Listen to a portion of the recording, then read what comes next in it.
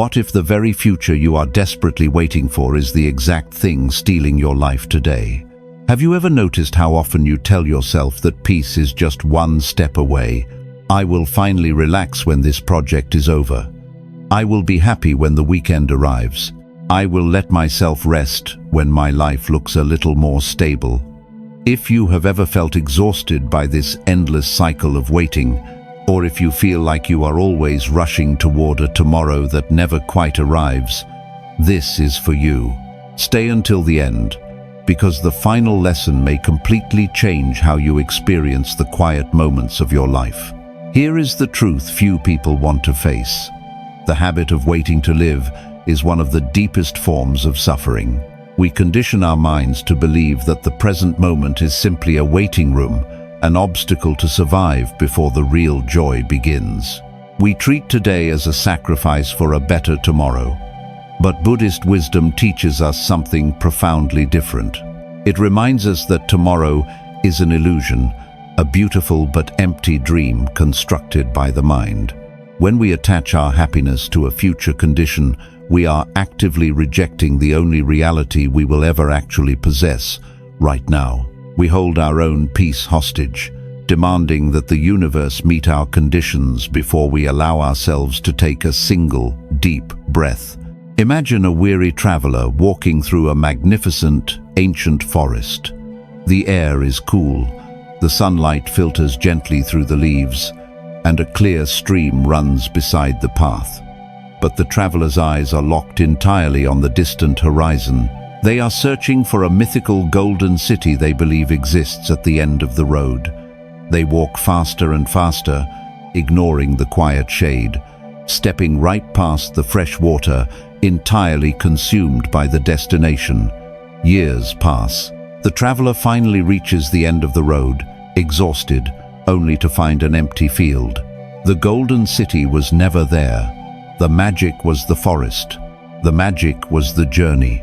How often do you live like this, traveler? Think about your own life. You rush through your morning coffee to get to work. You rush through the workday to get to the evening. You endure the weekdays just to reach the weekend. You rush through your younger years to become established, and you spend your older years looking back at what you missed.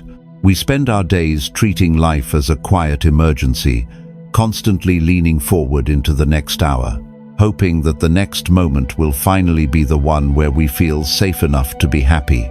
Ask yourself, what are you waiting for right now? What imaginary finish line have you created in your mind? What are you afraid will happen if you simply stop and exist exactly where you are today? Pause, breathe, feel the ground beneath you. Observe the heavy expectation you are carrying for the future. And for just 1 minute, set it down. You do not need to figure out tomorrow in this exact second. Let this moment simply be enough. Because peace is not a destination you suddenly arrive at after years of running. It is not waiting for you in a different year, a different house, or a different version of yourself. Peace is what happens when you finally stop running away from the present. But slowing down is not always as easy as it sounds. For a mind that has been conditioned to sprint, stopping can feel incredibly uncomfortable. And this is where the next truth begins. 2. The exhaustion of constant motion. What if the relentless pace of your life is not a necessity, but a defense mechanism? Here is a truth that many find startling. We often stay busy because we are afraid of the silence. When you spend your entire life rushing, you create a rhythm of chaos that your mind learns to mistake for safety. If you are moving, you are doing. If you are doing, you are productive, you are relevant, and perhaps you are safe from the things you do not want to face. We become addicted to the friction of being busy because it effectively drowns out the quiet questions we are afraid to ask ourselves. In Buddhist thought, this is often compared to a bird flying incessantly across the sky, terrified that if it stops flapping its wings, it will fall. The bird assumes that its survival depends entirely on the constant exertion of its own will. It forgets that it is also supported by the air, by the wind, by the very atmosphere it is struggling against. You have become like that bird. You believe that if you stop rushing, if you stop worrying, if you stop managing every detail of your future, everything you have built will simply collapse. Think about your own day. When you finally have a moment of stillness, perhaps waiting in line, or sitting in your car, or laying in bed, what is the first thing your mind does? It immediately jumps to the next problem, the next task, or the next worry. We feel a strange, physical agitation when we aren't doing. We might even feel guilty for relaxing. We have conditioned ourselves to believe that constant motion is the only way to prove our worth or to prevent disaster. But this is the root of profound, lingering exhaustion. You are not just tired because of the work you do. You are tired because you are constantly bracing yourself against the present moment. Buddhism teaches us to observe this tendency without judgment. You don't have to fight your need to move, but you must recognize it for what it is. It is a habit, not a requirement of existence. Imagine standing on a riverbank and watching a piece of driftwood float by. You can watch it pass, without needing to jump into the water to push it faster. You can watch your urge to do without needing to act on it immediately. Ask yourself, if you were to sit perfectly still for 10 minutes right now, without a phone, without a book, without a project, what would you feel? Would it be boredom? Would it be fear? Would it be the crushing weight of everything you have been suppressing? Practice this today. When you feel the urge to rush, or when you feel that phantom anxiety demanding you focus on the future, simply pause, recognize the urge. Say to yourself, this is just an old habit of movement. Then, take one deep, slow breath. Give yourself permission to be still, even if it feels strange or wrong at first. You are not failing by slowing down. You are finally learning to live. Because the tragedy of the constant runner is that they eventually lose the ability to appreciate the ground they are standing on. You are so focused on the next step that you have forgotten how to stand tall. But that discomfort you feel when you slow down, that is exactly where the healing begins. It is the beginning of noticing the walls you have built around your own heart. And that brings us to why the quiet mind often feels like a threat. 3. Why the quiet mind feels like danger.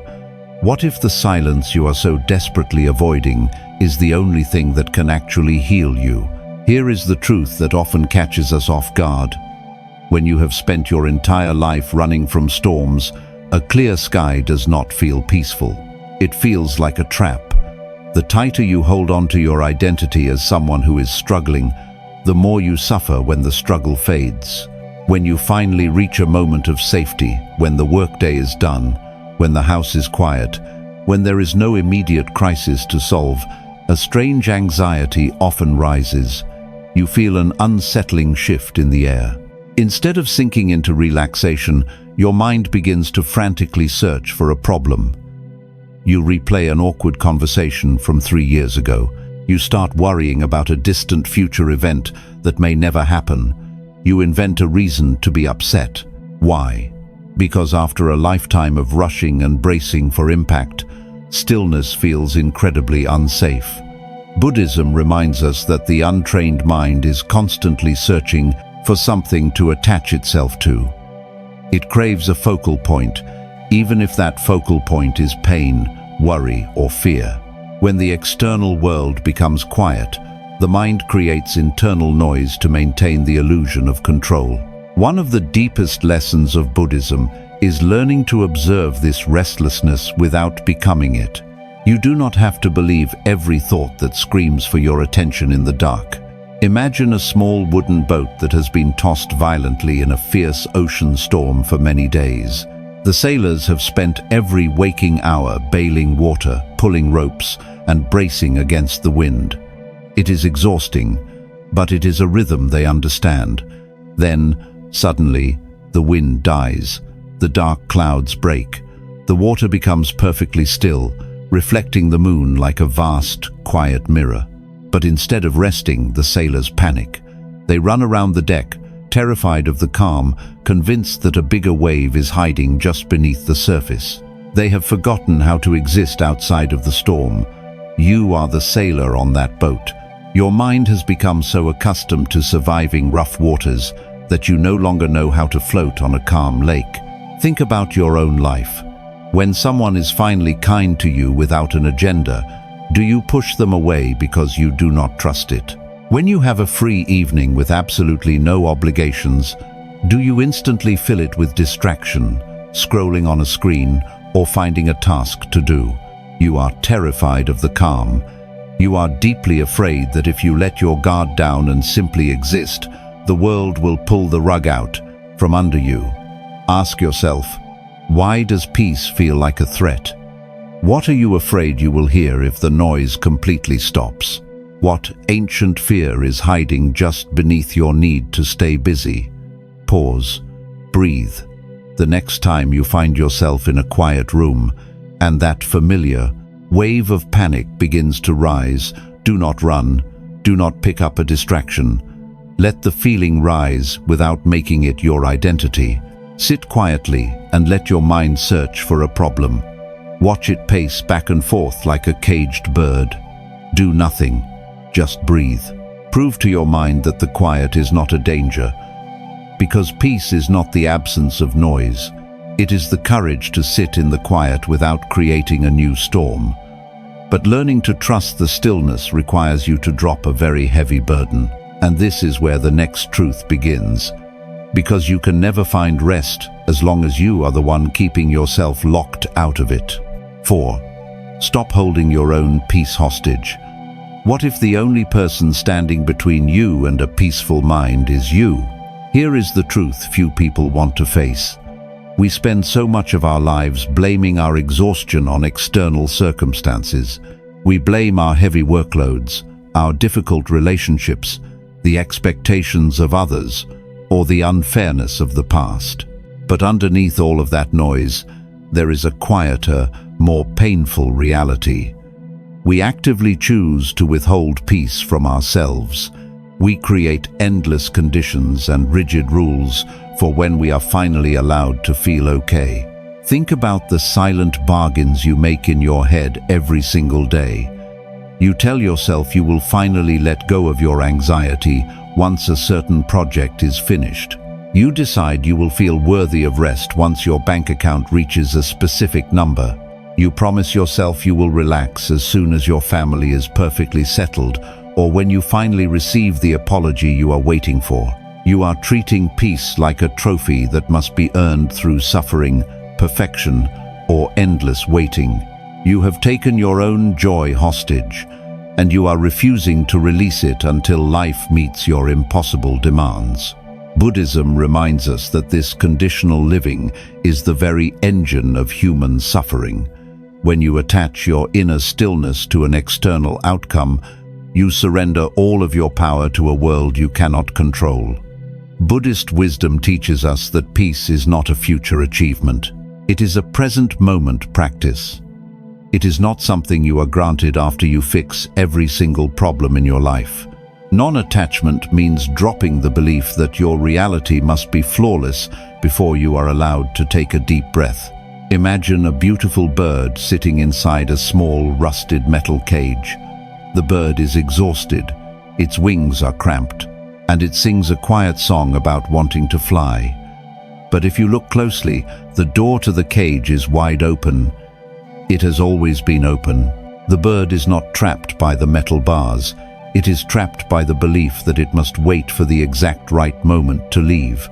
It stays in the cramped space, waiting for the wind to be perfect, waiting for the sky to look a certain way, entirely forgetting that its wings work right now. You are that bird, and the open cage is your own mind. You are waiting for the perfect circumstances to give you permission to feel at ease.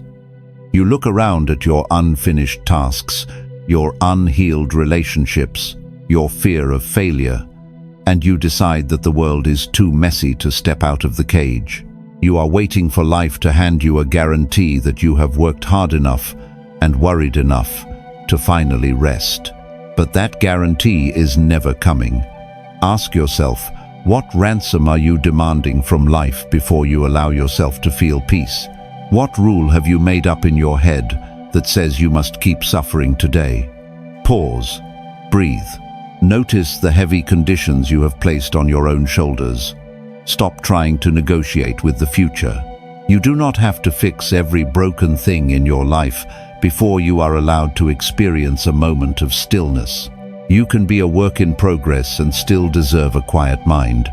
Do your part, then release the outcome. Because peace is not a reward for flawless living. It is the space you make in the middle of the mess. But stepping out of that open cage requires a radical change in how you spend your energy. And this is where the next truth begins. Because letting go of conditions means you must stop trying to earn your right to simply exist. 5. The shift from doing to simply being. Have you ever noticed how deeply guilty you feel when you do absolutely nothing? What if your true value has absolutely nothing to do with how much you produce today? Here is the truth few people want to face. We have entirely forgotten how to exist without an agenda. We live in a world where we are constantly told that our worth is measured by our output. If you are not exhausted, you are not working hard enough. If your calendar is not full, you are falling behind. Think about your own daily habits. You turn your quiet hobbies into side hustles. You listen to podcasts at double speed just to consume more information. You measure a good day strictly by how many items you crossed off your to-do list. When you finally sit down on the couch at the end of a long week, your mind immediately attacks you with a phantom list of chores. You feel a creeping sense of shame because your hands are empty. We equate doing with being, and in the process, we turn our own lives into a never-ending performance. Buddhism reminds us of a profoundly different reality. Buddhist wisdom teaches that your highest state is not a state of action, but a state of presence. You do not need to constantly justify your existence by producing something. Mindfulness is the practice of recognizing that simply breathing, simply observing, and simply being alive is already a complete and perfect act. You do not have to earn your right to take up space on this earth through sheer exhaustion. Imagine a deeply rooted, ancient tree standing quietly in a vast forest. The tree does not wake up in the morning and stress about how many leaves it needs to grow by sunset. It does not compare the width of its trunk to the pine tree standing next to it. It does not feel guilty when its branches are bare in the winter. It simply roots into the soil. It absorbs the sunlight. It bends quietly when the heavy winds come. It does not try to prove its worth to the forest. It simply is. But you do not treat yourself like that tree. You treat yourself like a machine on an assembly line. You are terrified of feeling invisible, so you overwork, you overcommit, and you over-explain your choices to people who are not even listening. You try to force relationships, force success, and force a sense of security through endless motion. You have spent a lifetime believing that if you just do a little bit more, you will finally feel like you are enough. Ask yourself, who are you when you are not fixing a problem? Who are you when you are not actively helping someone else, or completing a task, or rushing toward a goal? If you strip away your job title, your responsibilities, and your endless list of chores, is the person left behind worthy of love? Pause, breathe. For just a few moments today, sit in a quiet room and refuse to be useful. Be entirely useless to the demands of the world. Just sit. When the mind calls you lazy, observe the thought without following it. Watch that anxious thought drift across your mind like a single cloud crossing a vast, empty sky. Because peace is never found by reaching the bottom of your endless list of tasks. It is found when you realize the list was never the actual point of your life. But releasing this deep, anxious need to produce requires you to drop something even heavier. And this is where the next truth begins. Because you cannot step fully into the present until you put down the crushing weight of tomorrow. 6. laying down the burden of the future. What if your obsession with preparing for tomorrow is the very thing breaking your back today? Here is the truth few people want to face. We have convinced ourselves that worry is a form of preparation. We believe that if we just think about every possible disaster, if we rehearse every difficult conversation, if we plan for every potential heartbreak, we will somehow be safe when the time comes. We try to live in days that do not even exist yet. Think about how much of your daily mental energy is spent in a timeline that is not real. You lose sleep over a meeting that is still a week away. You mentally rehearse arguments with people who are not even in the room.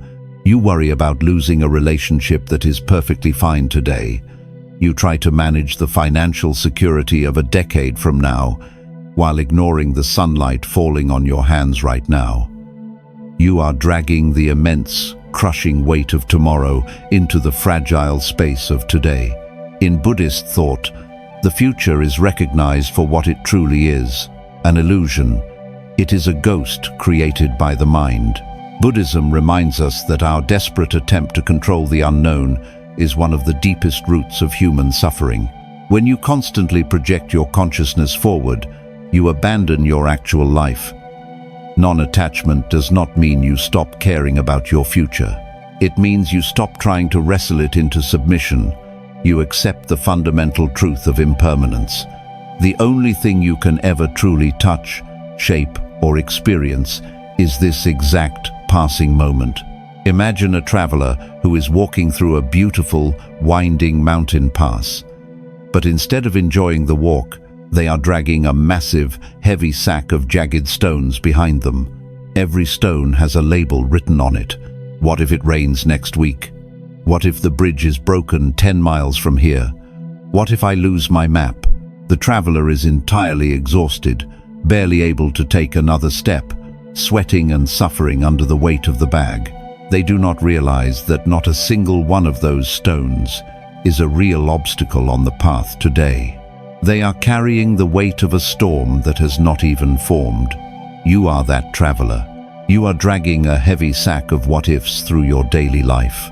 You look at your inbox, your family expectations, your uncertain career path, and you pick up another stone. You believe that carrying this heavy burden makes you responsible. You believe that letting go of the worry means you are unprotected. But the worry does not change the future. It only steals the energy you need to actually live today. Ask yourself, how much of the exhaustion you feel right now actually belongs to today? And how much of it is the heavy burden of a tomorrow that has not even arrived? What are you afraid will happen if you simply set the heavy bag down, pause, breathe? Look at the mental weight you are carrying right now. For the next hour, refuse to solve a problem that belongs to tomorrow. You do not need to figure out the rest of your life by sunset. Stop trying to carry the mountain before you even reach the climb. Let the feeling of uncertainty rise without making it your identity. Because peace is not about knowing exactly what happens next. It is about trusting yourself to handle the path when you finally reach it. But letting go of that heavy bag leaves a profound, quiet emptiness in your hands. And this is where the next truth begins, because you must learn not to fear the open space you have just created. 7. Embracing the empty space within. There is a strange kind of freedom in finally having nothing left to hold on to. But here is the truth that few people are prepared for. When you finally drop the heavy burdens of overthinking, constant motion, and trying to control tomorrow, you are not instantly met with overwhelming joy. Instead, you are met with a vast, unfamiliar emptiness. And for a mind that has been sprinting for decades, that emptiness feels terrifying. Think about what happens when a major stressful event in your life finally resolves, when the long, exhausting project is finished, or a period of intense waiting is over. Instead of feeling liberated, you often feel hollow.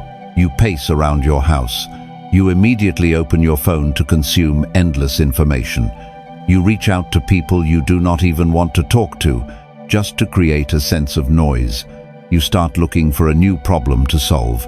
We are so conditioned to be full of stress, full of plans, full of expectations, that we mistake quiet space for a painful void. We believe that if our minds are not overflowing with activity, we are somehow broken. Buddhist wisdom teaches us to look at emptiness through an entirely different lens. In Buddhist thought, space is not a lack of something, it is the very foundation of everything.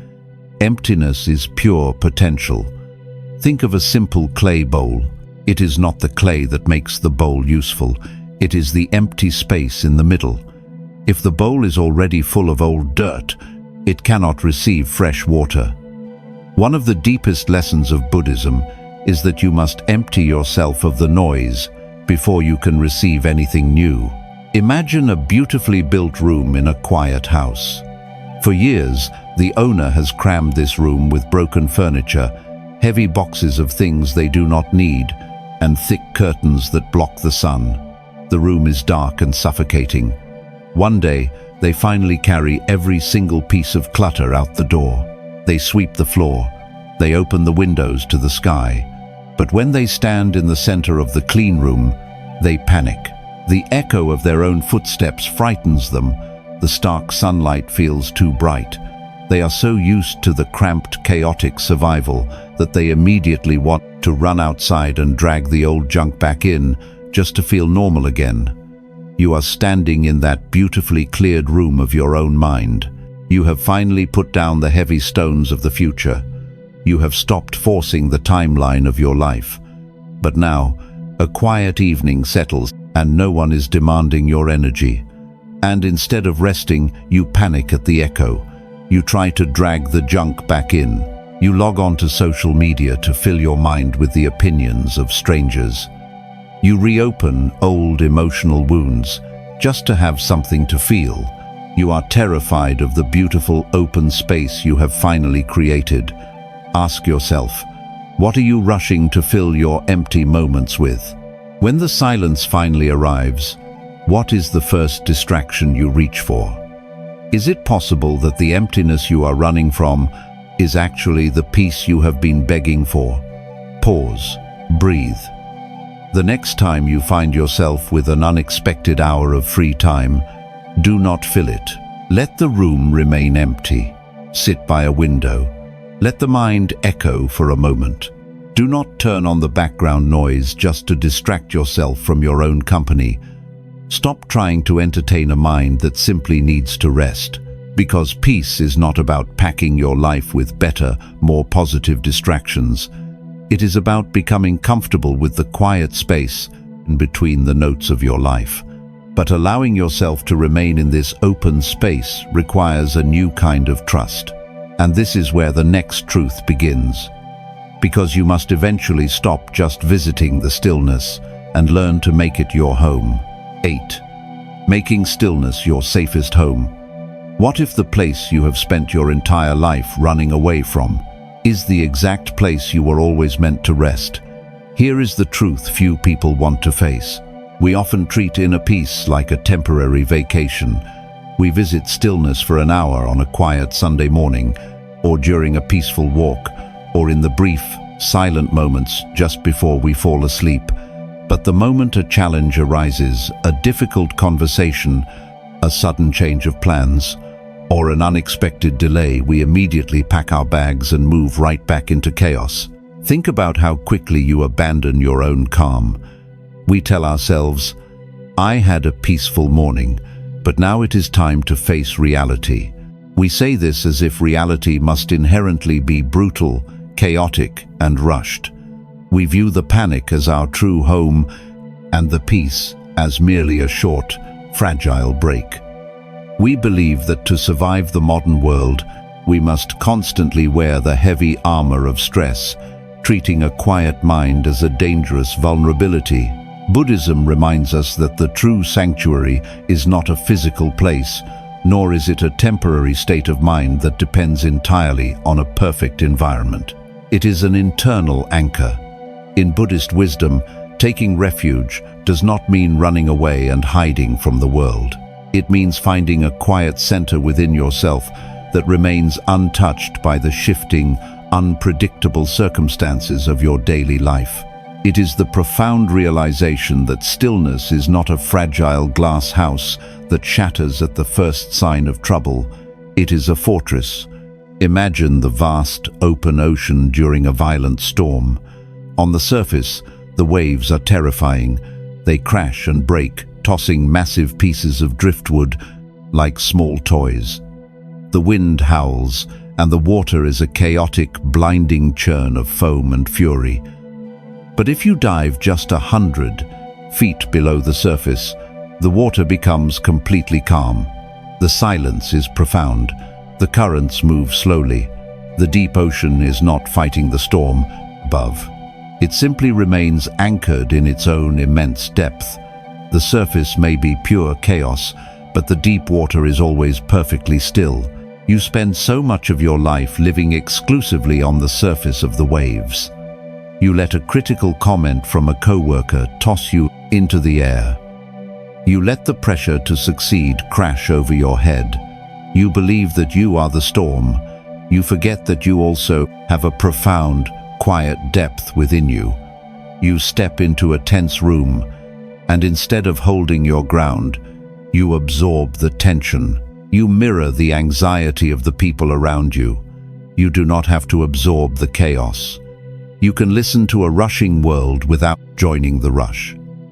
Ask yourself, when the world around you gets loud, do you immediately turn up your own internal volume to match it? Why do you so quickly abandon your own peace the moment someone else is having a storm? Is it possible to watch the waves crash without throwing yourself into the water? Pause. Breathe. Feel the quiet anchor resting in your chest. The next time you feel the familiar panic of rushing begin to rise, do not jump back into the turbulent waves. Stay in the deep water. Let the external world spin and refuse to spin with it. Stop volunteering to drown in other people's storms, because peace is not a fragile thing that disappears when life gets hard. It is the solid ground you finally learn to stand on.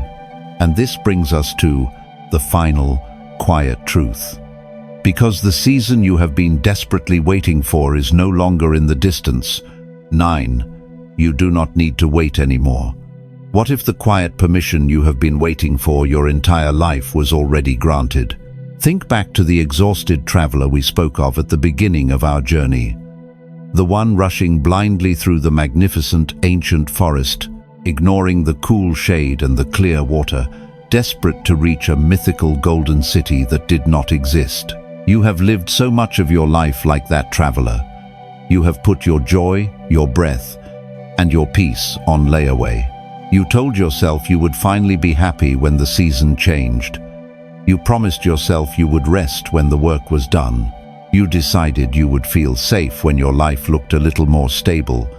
But the beautiful, undeniable truth of being human is that the world is never entirely stable, and the work is never truly finished. Buddhism reminds us that the present moment is not merely a stepping stone to a better life. It is your life. The illusion of a perfect tomorrow is the very thing keeping you trapped in the exhaustion of today. When you finally drop the desperate need to be somewhere else, you realize that the ground beneath your feet has been holding you all along. Non-attachment is not about giving up your hopes for the future. It is about waking up from the trance of endless waiting. Imagine the exact moment our traveler finally stops walking. The heavy bag of what-ifs slips from their tired shoulders. They stop scanning the horizon for a destination. They close their eyes. They take one deep, trembling breath, and then they simply look up. For the first time in years, they actually notice the sunlight filtering gently through the trees. They feel the cool wind on their face. The forest is no longer a waiting room. It is a sanctuary. They realize with a profound and quiet joy that they do not need to go anywhere else to be safe. They have finally arrived. Look at your own life right now. Look at the space you are sitting in. Look at your own hands. For so long, you have treated your own existence as a quiet emergency. You have lived in a state of bracing for impact, trying to outrun the silence, terrified that if you stopped moving, you would fall behind. But the rush is over. The long, exhausting habit of waiting for life to begin can finally end today. You do not have to earn your right to feel at ease. You do not have to prove your worth through constant, frantic motion. You are allowed to let the stillness feel safe. You are allowed to take a deep, slow breath without immediately feeling guilty for resting. Stop trying to force the river to flow faster. Let the desperate need to control tomorrow slip through your fingers like loose sand. If these lessons touched your heart, share this video with someone who may need a little more peace today. You can let go now.